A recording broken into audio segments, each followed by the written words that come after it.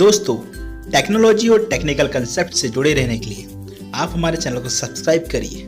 आपको सब्सक्राइब करने के कुछ पैसे नहीं लगेंगे, ओनली सब्सक्राइब पर क्लिक करिए और इस बेल आइकन पर क्लिक करिए, जिससे आप तक पहुंचते रहिए हमारे वीडियोस की updates. Tutorial 8। Today's topic is DMA controller।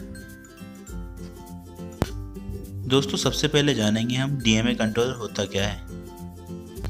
दोस्तों, अगर हम छोटा सा एग्जांपल देखें, जहाँ पर हम लेते हैं IO डिवाइसेस को, और सपोज करिए जब भी हम डेटा ट्रांसफ़र करते हैं या लेते हैं डेटा मेमोरी से, तो हमें किसकी ज़रूरत पड़ती है बीच में? CPU की, जो कि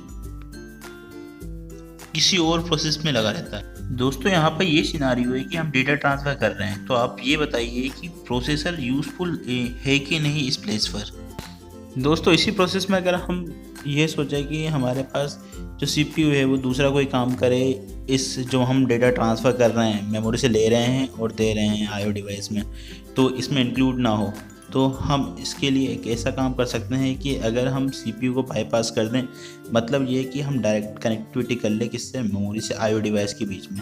वो किससे पॉसिबल होगा कि मेमोरी से हम IO डिवाइस कनेक्ट कर सकते हैं, या बोल सकते हैं कि डेटा ट्रांसफ़र कर सकते हैं। वो सारी चीज़ पॉसिबल है हमारे DMA कंट्रोलर से, जिसे हम बोलते हैं डायरेक्ट मेमोरी एक्सेस। दोस्तों, डेफिनेशन देख लेते हैं DMA कंट्रोलर की।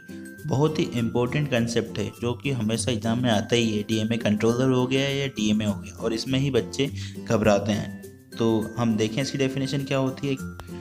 DMA मतलब डायरेक्ट मेमोरी एक्सेस, और इसके नाम में ही पता चल रहा है कि वो डायरेक्टली मेमोरी को एक्सेस करेगा।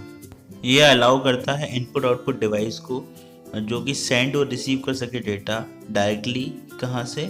मेमोरी से। जिससे होगा क्या?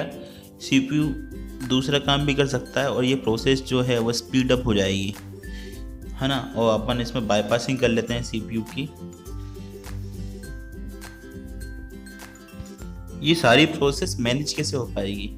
तो इस बोल सकते हैं कि इस सारी प्रोसेस को मैनेज करने के लिए एक चिप का यूज़ कर रहे हैं, जिस चिप का नाम है DMAC, मतलब DMA कंट्रोलर।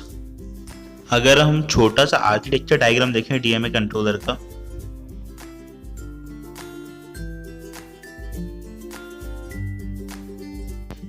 दोस्तों ये सिंपल सा आर्किटेक्चर है। इसमें IO, DMA, CPU और RAM है, मतलब मेमोरी।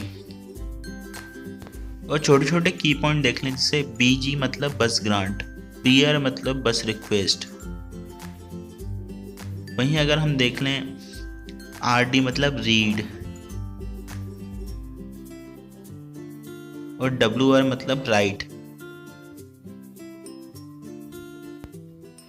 दोस्तों, ओवरऑल कंक्लूजन ये रहा कि अगर हम DMA यूज़ कर रहे हैं तो हम डायरेक्टली सेंड और रिसीव कर सकते हैं डेटा किसके बीच में? IO डिवाइस से मेमोरी के बीच में, मतलब RAM टू IO डिवाइस।